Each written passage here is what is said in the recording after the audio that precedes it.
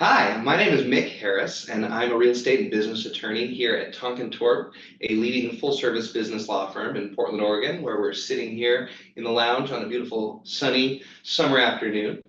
I'm joined here today with David Petersen and Jackson Lewis. We're here today to talk specifically about family-owned real estate asset management, both the day-to-day operations as well as what happens when families focus on the transition of those assets and think about what happens in the next generation.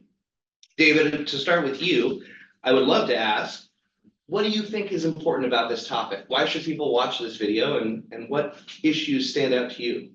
Well, thank you, Mick. Family-owned businesses are the backbone of the Pacific Northwest economy. Most businesses in our area have a real estate component that is a substantial portion of their company's value.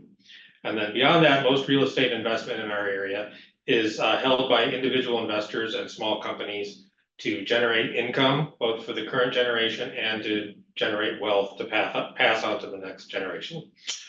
So there's much value to be gained for these real estate owners to understand how to stay on top of the legal and other issues that are important to maximizing the value of their real estate assets.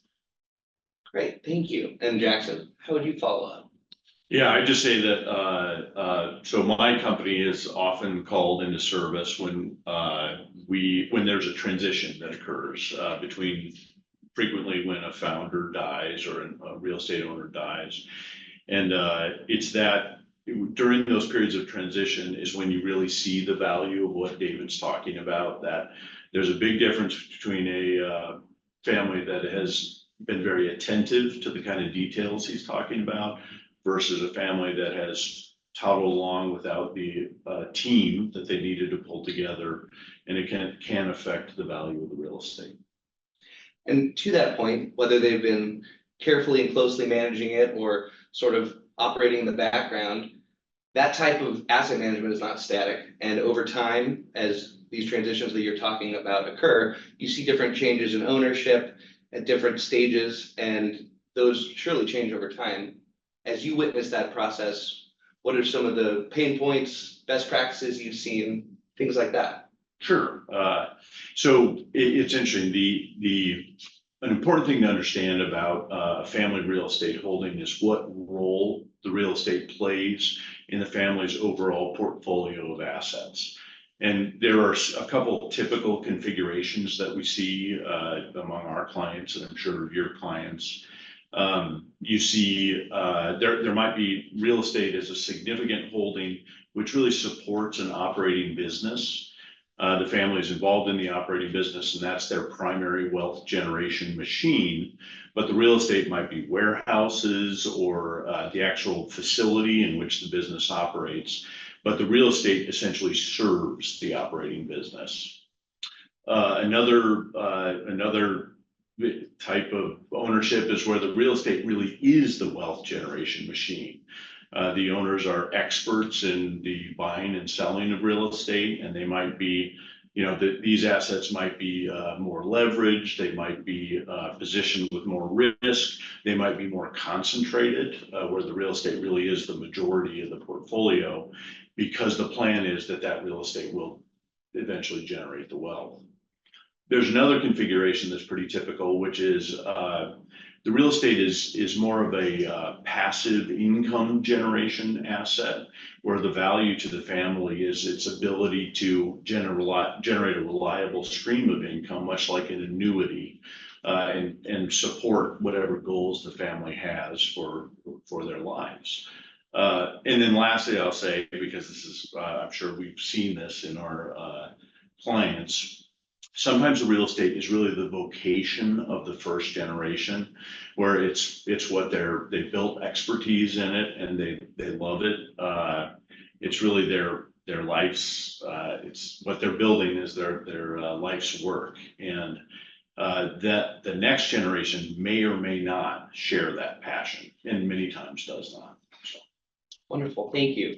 So Jackson just talked about 3 or 4 different types of real estate asset scenarios, one in which perhaps the real estate is literally underlying the business operations, one in which the asset is a key and critical component of the investment portfolio, one in which there is a continual stream of revenue that's being generated, much like an annuity, and perhaps a fourth where there isn't clear necessary financial value, but there may be more intrinsic or emotional family value. Thinking about those different types of scenarios, which must each pose both similar and sometimes very disparate legal considerations, what are some of the day-to-day ways that you advise clients, David, about these various types of holdings? Yeah, so I think that a lot of clients that own real estate think that they need a lawyer really only when there's a transaction involved. And that's really not the case. I mean, certainly it's important to have a lawyer when you're doing a transaction, whether it's a buy or a sell or a finance or a lease. But both at the initial acquisition stage for family-owned real estate and on a day-to-day basis, there's really two important issues to consider that I think are often overlooked. The first one is title. Whether you're holding property, and there's various ways to hold property that each have their advantages and disadvantages. You can own it in your own name, you can own it through a trust, you can own it through a business entity like an LLC. But what I have found is that over time, over the time of like a generation, title sometimes starts to diverge from what people understand it really is. And so when things get messy, particularly as property ownership changes generations, it becomes more time consuming and expensive to fix it when you do ultimately come to the transaction stage. So what I like to see families do is to really understand how they hold title to their property, what the benefits are of each of those ways and what are the disadvantages, and to make sure that they're keeping up with changes in their family. So if certain family members are coming in and out of the business, to make sure that they are that the ownership structure is being documented to match that. Similarly, if somebody passes away and there's an inheritance, to make sure that you understand who the next generation is, what they own and how they own it. When title's uncertain, you're going to create unintended consequences, usually related to tax, related to potential environmental liability and with respect to other kinds of liability as well. For families that use their property in the operation of a business, which is one of the ways that Jackson mentioned, it's particularly important to silo ownership of the property separately from the business assets, whether that's just through a different entity that maybe has the same ultimate owners. That helps protect the business assets against potential liability related to the property and vice versa. Another day-to-day issue that's often overlooked is lease management. Leases are often long and complicated documents, and they have lots of duties and obligations of the parties, and they stick around for a long time. So there's more to a lease than just paying the rent and maintaining the premises.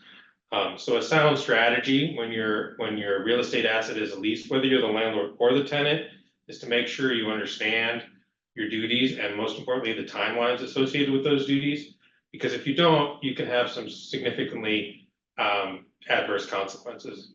And so what I see a lot is things like, for example, a party's lease has expired and they don't know it, or they've missed an opportunity to extend the term for a lease that's particularly important to a business, or even the property has been sold or the identity of the tenant has been changed and they haven't kept up with that on a day-to-day basis. So these are the kinds of oversights that having legal counsel on a day-to-day basis is going to help you avoid.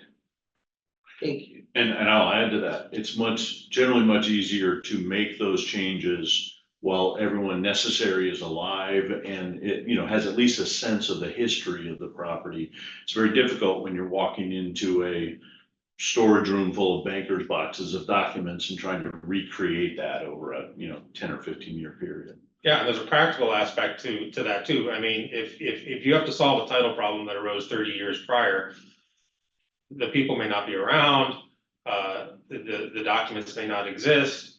It may not even be, you may have to do an heir search to find out who are the heirs of somebody who passed away 25 years ago. It can really be troublesome and time consuming. And if you just keep on top of that, then you're in a better position to have efficient transactions at the times you need to have them.